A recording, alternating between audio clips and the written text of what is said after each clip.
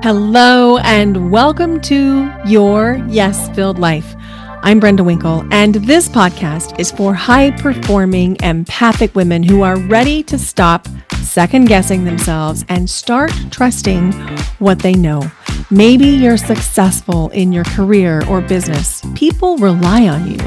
You make difficult decisions every day, and yet sometimes the moment someone else's emotions, expectations, or opinions enter the conversation, your own clarity starts to disappear. If you've ever wondered, how can I be so confident everywhere else in my life but struggle to trust myself when it comes to my own needs, you are in the right place. Each week, we'll explore self-trust, nervous system regulation, emotional energy, boundaries, intuition, and the everyday moments where your life changes, not because you've become someone new, but because you learn to stay connected to yourself.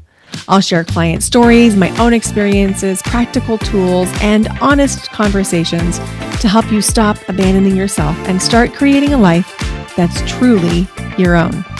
Because I believe you already know more than you trust, and that is a yes-filled life. I'm so glad you're here.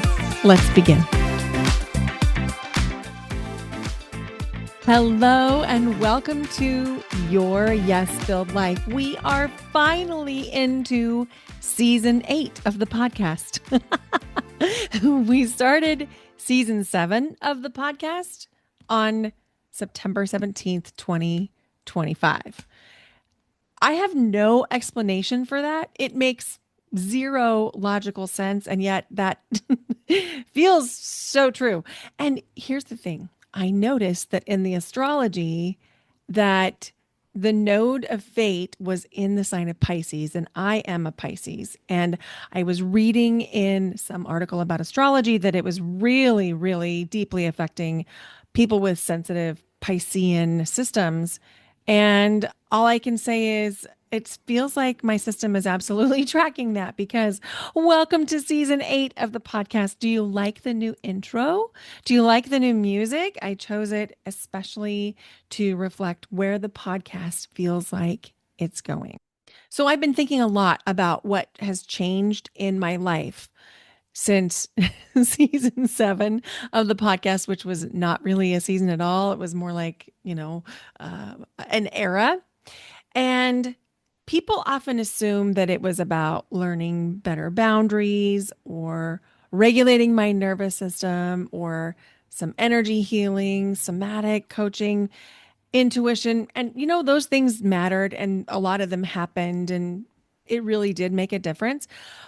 But the biggest thing that has shifted between season 7 and season 8 is I am no longer a good girl. And I'm really happy to tell you that. And I hope that you might be able to let go of your good girl era too. So, what do I mean by being a good girl? Well, think about how many times we're told as children, go be a good girl now and fill in the blank.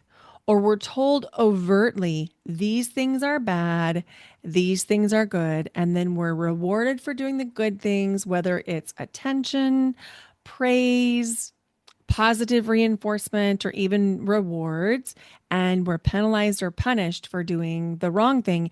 And we learn really quick what it means to be good. Good oftentimes could actually be used instead of compliant. When somebody rewards us for being good, often they don't mean that we're kind. They don't mean generous, thoughtful. They mean we were compliant. We did what we were told. And that era is in the past for me. And I would like to help support you to make it in the past for you too. Because good girls are not making the changes that they need to make for their own lives, for the lives of the people they serve, for their families. And it's not really helping anyone except the systems of oppression to really stay in oppression because good girls keep the peace. Good girls go along to get along. Good girls don't disappoint people. Good girls are low maintenance. Good girls are agreeable. Good girls take care of everyone else, even if they don't have capacity, bandwidth, time, or resources. Girls get praised for being easy, but not that kind of easy. Good girls don't make people uncomfortable. Good girls don't need too much. Sound familiar? Yeah. So I was thinking about this episode as I was driving to my naturopaths. And I was thinking about what I wanted to say to you. And I was thinking about my relationship with being told I was a good girl. And so, for contrast, I went to ways in which I learned I was potentially a bad girl. And I'm not talking about Courtney Cook's loving little thing that she says, "Oh, you bad girl," when she has a really decadent recipe that she's tried, or somebody gives her a recipe that's really, really good. It's not that kind. It's the actual kind of bad girl that causes us shame. It causes us to shrink. It causes us to shut down. And I was thinking about one really impactful thing that I had to unlearn. Actually, there were two. And you're going to be surprised when you hear what they are because they are two things that I do unapologetically and out and open publicly now. Do you want to know what they are? Dancing and cards. I was told good girls don't dance. And I was told good girls don't play cards. And we never play cards on Sunday. Any kind of card. Didn't matter what kind of card. Didn't matter if it was Old Maid or Uno or a card deck. And God forbid it was tarot cards or oracle cards, which, by the way, I don't know if you know what's sitting behind me now. Let me just move out of the way in case you haven't seen it. I'll show you on YouTube. Here. I have around 40 oracle and tarot card decks behind me. And I've had them here since I've lived in this house. Yep, here they are again. And those aren't even all of the decks. So it took me unlearning what a good girl was to be able to do this. It took me unlearning that I could be punished for doing the things I want to do because good girls don't dance. Not only do I dance, but I dance Latin dances, which the people who taught me that dancing and cards were sinful and bad, oh my gosh, they would hate it. Which there's a part of me that kind of loves that they would hate it. I'll just be honest. But I also love it because I love it. It's sensual and it's expressive and it's connective and it's rhythmic and it's connected to music and it's a way to interact with another human and it's responsive and it is a way for you to embody emotion, to embody your own sense of expression and sexuality and sensuality and be met by another human. I love it. But I had to unlearn what it was to be a good girl in order to have the courage to even try it.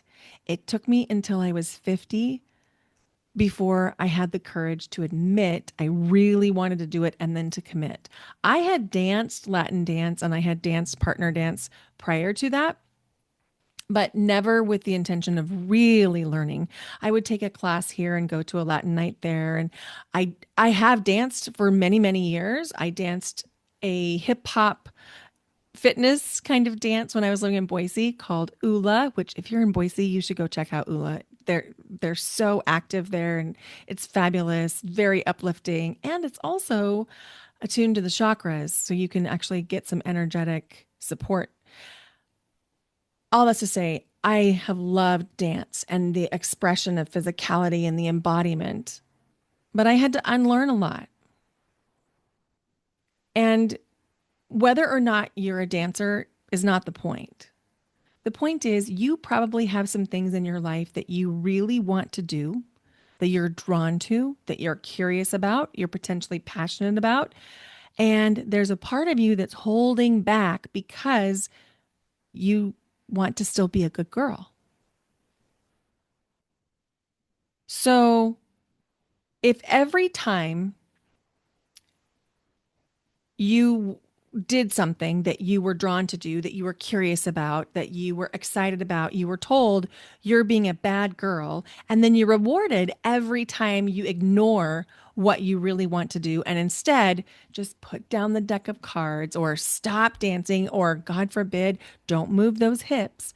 If every single time you stopped doing that because somebody else was uncomfortable, and then it created a little bit of relief in that situation, in that relationship, guess what you learned? You learned to self abandon. You learned that it is preferable to abandon yourself and have a little bit of comfort, or at least a version of comfort, if not actual comfort, maybe keeping the peace.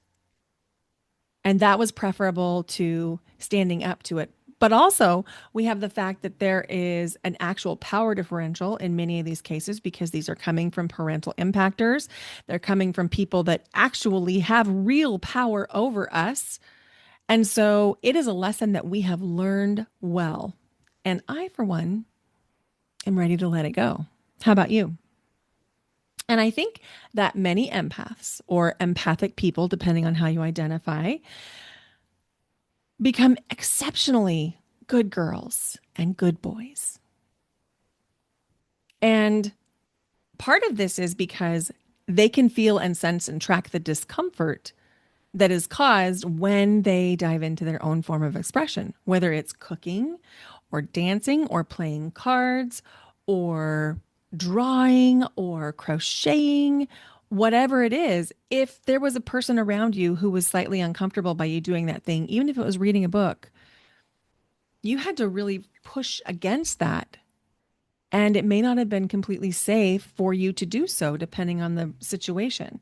And so, as empaths, the more that you learn to harness your own empathic gifts and the more freedom you allow yourself, the more you allow that expressive soul within you to become liberated, the more access you have to your empathic gifts.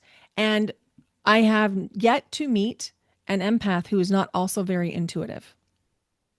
And if you are an empath who is not yet liberated, has not yet harnessed her empathic gifts, then a lot of times the intuition doesn't feel trustworthy.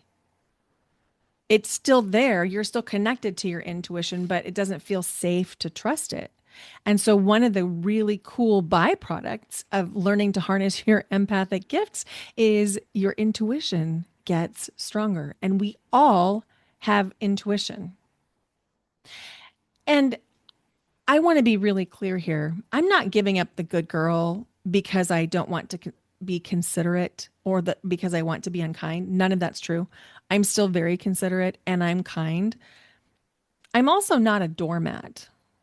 And I'm also not going to be told what's right or what's wrong by someone else or that something is sinful or bad by someone else. I want to be congruent with me. I want to be honest with myself and in how I'm showing up in my life. I want to be really present because present is one of the pillars of power. It's the first pillar of power. And present in terms of power has a couple different meanings. It means being present with other people, being present in the moment, but it also means being present in your own body in the moment. And the reason that's so important is when you are present, it becomes so much easier to discern what's yours and what's not. And then you can find a way to work with your nervous system to allow yourself to become safe enough that you can sit in the discomfort of someone else being disappointed by your choice and you're still okay. Now, that woman or man is a completely different person. There's not a lot of value, as far as I'm concerned, in being a good girl. Like, why? What would be the point? Because, as I said at the beginning, good has oftentimes been used to mean compliant. I'm just not going to be compliant anymore. So, this season of the podcast, season 8, let's see how long it lasts. The last season lasted like, what is that? September to July? You do the math. September 2025 to July 2026. Let's see. August, September. Oh, almost 2 years. That's silly. Um, so that season of the podcast lasted almost 2 years. I don't know what season 8 will be.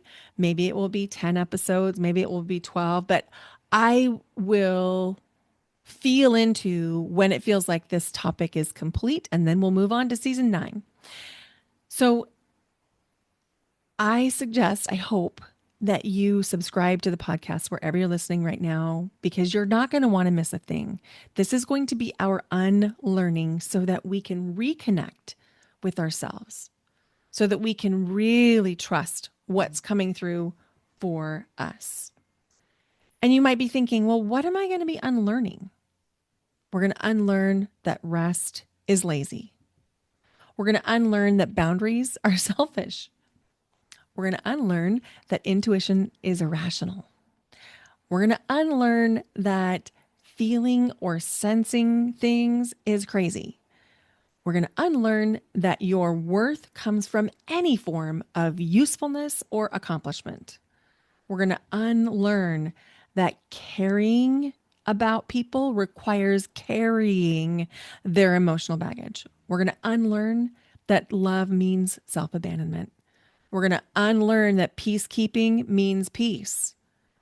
And we're going to unlearn that nice is the same thing as kind. And we're definitely going to unlearn being the good girl.